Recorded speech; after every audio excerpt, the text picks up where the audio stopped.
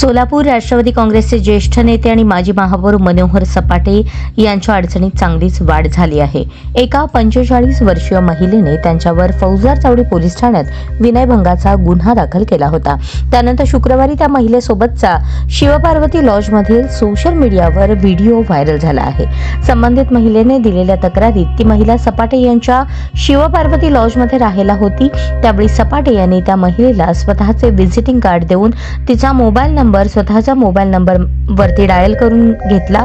त्यानंतर त्या महिलेला ते वारंवार त्रास देत होते। लॉजमध्ये बोलावून तिच्याकडे शरीर सुखाची मागणी करत होते। या महिलेचा अखेर सपाटे यांच्या सोबतचा लॉजच्या 307 नंबर रूम मधील रेकॉर्डिंग व्हिडिओ सध्या सोशल मीडियावर प्रचंड व्हायरल होत आहे।